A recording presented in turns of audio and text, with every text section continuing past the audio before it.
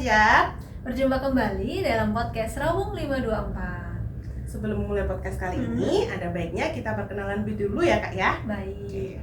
Perkenalkan, saya Delia Nur Mahabsari, penyuluh pajak KPP Pratama Magelang. Dan di sebelah saya Herni Astuti sebagai penyuluh di KPP Pratama Magelang juga. Nah, pada kesempatan kali ini kita akan membahas mengenai PMK 70 tahun 2022. PMK 70 tahun 2022 itu membahas terkait dengan kriteria dan atau rincian makanan dan minuman, jasa kesenian dan hiburan, jasa perhotelan, jasa penyediaan tempat parkir, serta jasa boga atau catering yang tidak dikenai pajak pertambahan nilai. Nah, di sini poinnya adalah tidak dikenai pajak pertambahan nilai ya Kak ya. Betul. Oke, nah sebenarnya apa sih latar belakang diterbitkannya PMK 70 tahun 2022 ini? Oke, jadi untuk latar belakang kenapa kok perlu kita menerbitkan PMK 70 tahun 2022 adalah sebagai penyelarasan Kak. Jadi penyelarasan antara objek PPN sebagai pajak pusat dengan pajak daerahnya. Jadi agar tidak terjadi pengenaan pajak berganda Kak, atau pemerintah pusat antara pemerintah pusat dan pemerintah daerah, serta untuk menciptakan keadilan serta kepastian hukum tentunya. Oke, jadi ada 3 poin utama ya Kak ya latar belakangnya, yaitu pertama keadilan, kemudian yang kedua kepastian hukum, dan yang ketiga penyelarasan antara objek pajak pusat atau PPN dengan pajak daerah. Begitu ya Kak ya. Oke, nah mungkin selanjutnya kita bisa langsung bahas aja nih Kak, apa saja sih yang dibahas di PMK 70 tahun 2022 ini? Oke, untuk di PMK 70 tahun 2022 ini mengatur terkait dengan bukan objek PPN. Itu meliputi 2 jenis Kak. Yang pertama untuk barang dan juga untuk jasa. Kita mulai dulu untuk yang barang. Yang barang itu meliputi makanan dan minuman yang disajikan di hotel, kemudian di restoran, kemudian warung atau sejenisnya, dan juga untuk makanan dan minuman yang disediakan oleh pengusaha boga atau catering. Oke, nah selanjutnya tadi itu kan yang barang ya Kak kriterianya. Nah ini yang bukan objek PPN namun termasuk kategori jasa Kak. Jadi bukan jasa kena pajak ya Kak ya. Nah itu meliputi jasa kesenian dan hiburan, kemudian yang kedua jasa perhotelan, ketiga jasa penyediaan tempat parkir, dan yang terakhir jasa boga atau catering. Oke, kita bahas yang pertama terkait dengan jasa barang ya. Kita barang dulu aja ya, karena kalau jasa kan tadi ada banyak ya. Jadi yang sedikit dulu, yang sedikit adalah yang pertama barang. Barang yaitu terkait makanan dan minuman. Makanan dan minuman seperti apa nih yang tidak dikenakan PPN? Itu adalah yang disajikan di restoran atau mungkin rumah makan, warung gitu ya. Yang menyediakan layanan penyajian makanan Kak. Jadi nggak cuma jual aja, tapi juga harus ada misalnya ada fasilitas mejanya, kursi, peralatan makan dan minum baik yang dikonsumsi di tempat ataupun tidak. Berarti ya restoran pada umumnya ya Kak ya, restoran pada umumnya yang kita bisa makan di situ, atau mungkin kawan pajak mau take away gitu juga bisa. Kemudian yang tidak dikenakan PPN lagi itu adalah atas penyerahan makanan dan minuman yang diserahkan oleh pengusaha jasa boga atau catering Kak. Untuk pengusaha jasa boga atau catering yang melakukan kegiatan pelayanan seperti misalnya proses penyediaan mulai dari bahan bakunya, kemudian pemasakan, kemudian penyimpanan berdasarkan pesanan ya tentunya, itu juga tidak dikenakan PPN-nya. Kemudian misalnya untuk jasa cateringnya ini disewa untuk misalnya nikahan, jadi dia menyajikan di lokasi yang diinginkannya, misalnya venue-nya di mana, misalnya kalau di Magelang di Atria atau di mana. Nah itu juga tidak dikenakan PPN-nya. Selanjutnya adalah penyajian yang dilakukan dengan atau tanpa peralatan dan petugasnya. Misalnya hanya menyediakan makanannya aja di suatu tempat tanpa ada orangnya itu juga menyajikannya. Itu juga termasuk kriteria makanan dan minuman yang tidak dikenai PPN.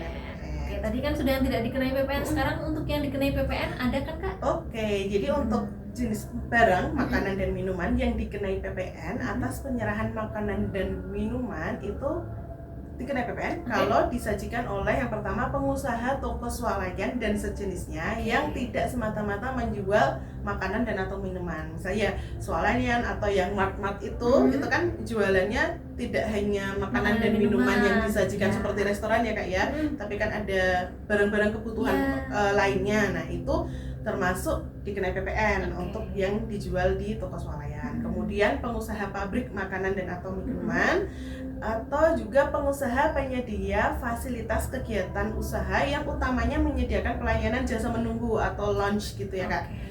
Lounge pesawat pada di bandara ya. Jadi kalau misalnya di bandara kita mau nunggu ini belum mau boarding gitu.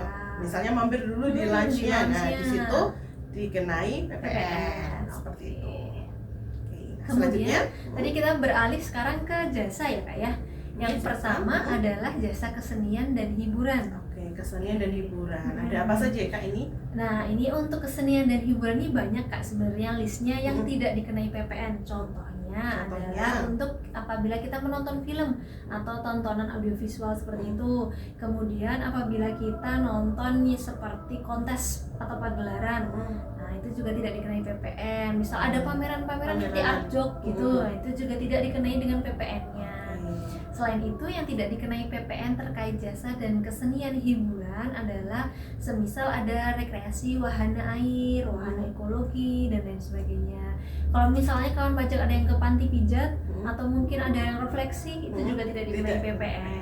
Jadi kalau misalnya mungkin kalau kawan pajak lagi musim liburan, terus mau liburan ke suatu area wisata, itu kan biasanya ada tiketnya ya Kak. Misalnya ada tiketnya, terus misalnya di situ ada pajaknya. Nah, itu bukan PPN ya Kak ya, bukan termasuk PPN. Misalnya di situ ada tulisan pajak, ini pajaknya PPN-nya gede nih, nah itu bukan PPN. Jadi bisa jadi itu pajak daerah ya Kak ya. Karena untuk PPN sendiri untuk wahana-wahana seperti itu tidak dikenai PPN. Baik, selanjutnya adalah untuk jasa kesenian dan hiburan yang dikenai PPN. Untuk yang dikenai PPN itu ada yang terkait dengan permainan golf, baik itu penyediaan tempatnya, kemudian peralatannya, perlengkapannya, kan itu satu set itu banyak sekali ya Kak biayanya. Termasuk olahraga yang cukup mewah ya Kak ya. Jadi itu dikenakan PPN untuk yang permainan golf, segala sesuatu yang terkait dengan permainan golf. Selanjutnya juga masih ada lagi nih Kak yang dikenai PPN untuk jasa kesenian dan hiburan, yaitu penyerahan jasa digital berupa penayangan atau streaming film atau audiovisual melalui saluran internet atau jaringan elektronik. Misalnya mungkin kawan pajak di sini ada yang subscribe suatu media streaming untuk nonton film, nonton drama Korea misalnya atau drama Cina. Nah, itu kan ada biaya yang dikeluarkan. Nah, di situ biasanya ada tercantum juga PPN-nya. Dan di situ memang termasuk kategori jasa yang dikenai PPN ya Kak ya. Seperti itu. Nah, untuk jasa kesenian dan hiburan itu sendiri itu sebenarnya itu ada banyak sekali ya Kak ya untuk yang tidak dikenai PPN. Nanti kawan pajak bisa menyimak lebih lanjut di peraturannya di PMK 70 tahun 2022. Oke, kita lanjut. Tadi sudah yang ketiga berarti ketiga ya. Tadi termasuk barang, ini yang ketiga jasa perhotelan. Jasa mungkin perhotelan sering di antara ya, teman-teman semuanya yang sering staycation. Nah, ini perlu teman-teman ketahui bahwa ada yang tidak dikenakan PPN. Yang tidak dikenakan PPN itu adalah jasa terkait penyewaan kamarnya.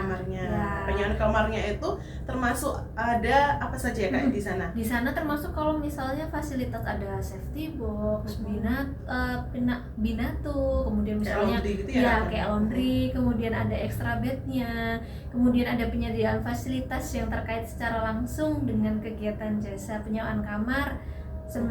Hanya diperuntukkan bagi kawan pajak yang menginap, itu juga tidak dikenakan PPN karena itu semua itu masuk ke jasa penyewaan kamar. Ya, contohnya misalnya kalau di hotel itu ada sarana gym gitu kali ya Kak, sarana gym, sarana olahraga atau hiburan. Nah, itu khusus untuk yang menginap itu termasuk ke jasa penyewaan kamar yang tidak dikenai PPN.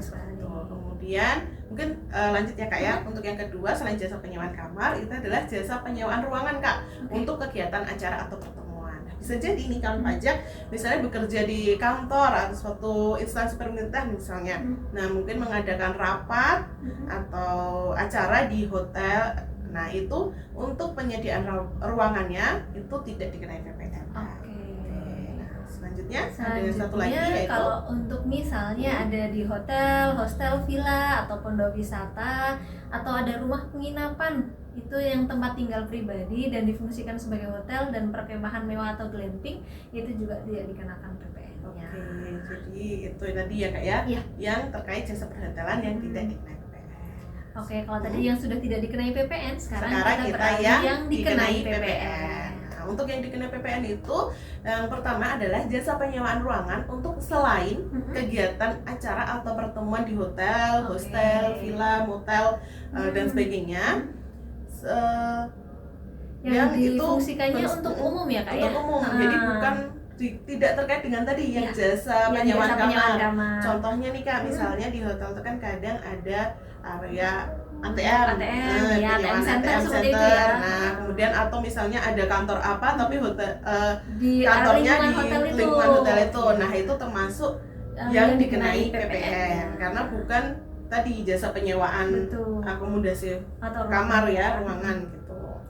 Oke, Kemudian, selanjutnya adalah jasa penyewaan unit dan atau ruangan termasuk tambahan semua fasilitas-fasilitasnya yang terkait dengan apartemen atau kondominium Kak. Nanti didasarkannya tentunya yang apartemen atau kondominium ini yang didasarkan atas izin usahanya. Jadi kalau yang ada sewa apartemen, kondominium yang ada izin usahanya itu tetap dikenai PPN.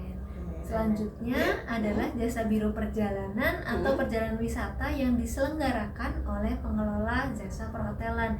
Jadi semisal kawan pajak ada yang menginap di hotel, kemudian mengikuti atau memanfaatkan bundlingnya, misalnya ikut tur kemana. Nah itu untuk jasa yang turnya, wisata apa, ya, nah itu misalnya ada biaya PPN. itu kena PPN ya Kak ya.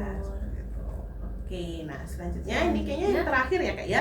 Kita bahas terkait jasa penyediaan tempat parkir Kak. Jadi untuk jasa penyediaan tempat parkir itu tidak dikenai PPN ya kawan pajak kalau terkait penyediaan atau penyelenggaraan tempat parkir dan pelayanan memarkirkan kendaraan atau parkir valet seperti itu. Jadi kalau nanti misalnya kawan pajak ke mall atau ke restoran yang ada valetnya, ya itu tidak dikenai PPN-nya. Itu memang pure jasa untuk pemarkiran kendaraan itu. Nah, sedangkan untuk yang dikenai PPN adalah jasa terkait pengelolaan tempat parkirnya. Jadi kalau pengelolaannya aja, nah itu tetap dikenai PPN-nya.